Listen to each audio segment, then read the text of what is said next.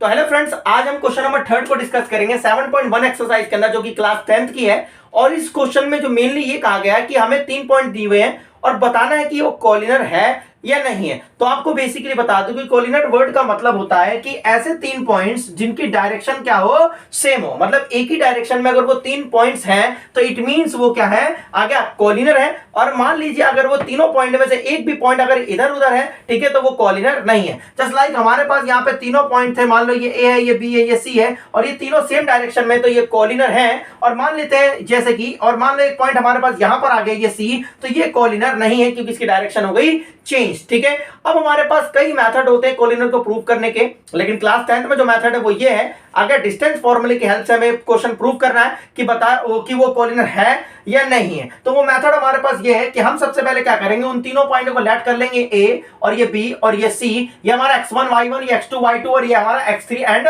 y3 हमारे पास। तो यहां पर हमारे पास जो पॉइंट्स होंगे कॉलिनर होंगे जब जब कहता है if a and b and c are in a straight line, कि वो तीनों पॉइंट जो होंगे वो स्ट्रेट लाइन में होंगे, तो इट मींस कि वो पॉइंट्स हमारे क्या है, कॉलिनर होंगे। अब मेथड ये है कि आपको सबसे पहले क्या करना है, कॉलिनर प्रूफ करने के लिए AB को कैलकुलेट करना है और BC को कैलकुलेट करना है, और इन दोनों को जोड़ने पर AB प्लस में BC को ये बराबर होना चाहिए AC। सपोज दैट हमारे पास AB जो है हमारे पास, ठीक है, जब हम BC में AB जोड़ेंगे तो ये बराबर होना चाहिए AC के। इट मींस छोटे ये जो हमारा पहला जो पार्ट है ये और दूसरा पार्ट है ये, इन दोनों को अगर हम सम करें तो ये टोटल पार्ट की इक्वल हो तो ये कॉलिनर है, अदरवाइज ये कॉलिनर नहीं है। तो अब हम डिस्टेंस फॉर्मूले की हेल्प से इसी क्वेश्चन को प्रूव करेंगे कि कॉलिनर है या नहीं है। जैसे कि आप देख सकते हैं हमारे पास 3 पॉइंट है, पहला पॉइंट हमारे पास, ठीक है, ये, दूसरा ये, तीसरा हमारे पास ये। इन सभी पॉइंटों को हमने लेट कर लिया ए बी एंड सी की फॉर्म में। सबसे पहले हम कैलकुलेट करेंगे ए बी को कैलकुलेट करने के लिए हमने मान लिया x1 y1 x2 and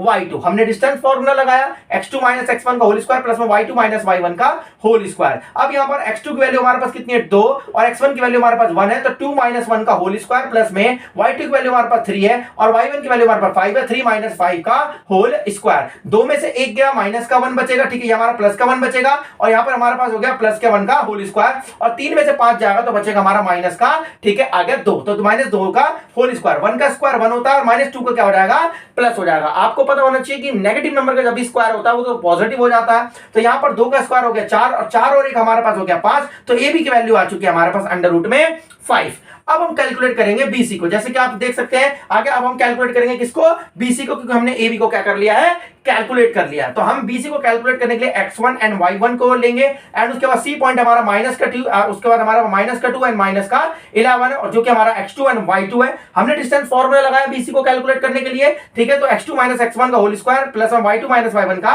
whole square. x2 की वैल्यू जो हमारे पास जो है वो माइनस का 2 है, ठीक है, और उसके बाद x1 की वैल्यू हमारे पास कितनी, 2 थी, फॉर्मूला के अकॉर्डिंग माइनस पहले से आएगा, तो माइनस का, ठीक है, माइनस 2 का होल स्क्वायर प्लस में y2 की वैल्यू हमारे पास कितनी है, माइनस का 11, और y1 की वैल्यू हमारे पास 3 है, अकॉर्डिंग टू फॉर्मूला माइनस आएगा, माइनस का 3 का होल स्क्वायर, माइनस माइनस हो गया प्लस, ठीक है, तो यहां हो गया माइनस का 2 माइनस का 2 माइनस का 4, ठीक है, का होल स्क्वायर प्लस में माइनस का 11 माइनस का 13 जो माइनस का 3 जो होगा ये हो जाएगा माइनस का 14 का होल स्क्वायर, इसका 4 का स्क्वायर 16 और 14 का स्क्वायर 196। दोनों को जब मैंने जोड़ा तो कितना आ गया मेरे पास यहां पर, ठीक है, आगे सामने 112 212 आ गया। BC की जो वैल्यू आई है वो आई है 212। अब हमारा लास्ट स्टेप है AC को कैलकुलेट करना, जैसे कि मैंने बताया था कि AB प्लस में जो BC का सम होना चाहिए वो AC के बराबर होना चाहिए, तो हम AC को कैलकुलेट करेंगे। फाइनल स्टेप हमारा ये, ठीक है। अब यहां पर हमारे पास क्या, AC को हमने लिया, ठीक है, AC का पॉइंट हमारा 1 एंड 5 है, और C का पॉइंट है माइनस का 2 एंड माइनस का 11, x1 y1 x2 y2, ठीक है, AC इक्वल टू में x2 माइनस x1 का होल स्क्वायर प्लस में y2 माइनस y1 का होल स्क्वायर।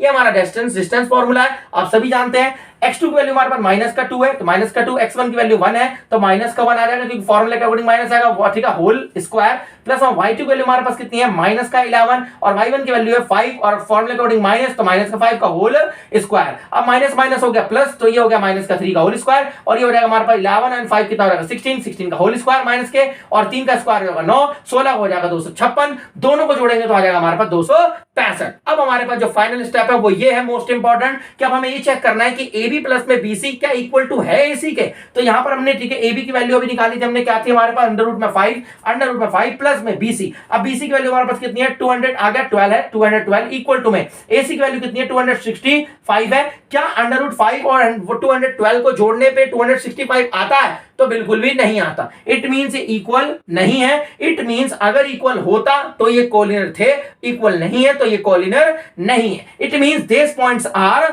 Not collinear. तो ये फ्रेंड्स हमारा क्वेश्चन हो चुका है, ठीक है, और ये हमारा आंसर है। आपको मैं बता दूं ये मोस्ट इंपॉर्टेंट क्वेश्चन है आगे समझ में चैप्टर 7 का, ठीक है, जो एग्जाम में बहुत ज्यादा टाइम रिपीट होता है। ऐसा नहीं है कि इसका एक मेथड है, कई मेथड है, लेकिन क्लास 10th में ये मेथड था, इसलिए हमने ये मेथड, ठीक है, अप्लाई करा है। ठीक है, थैंक यू।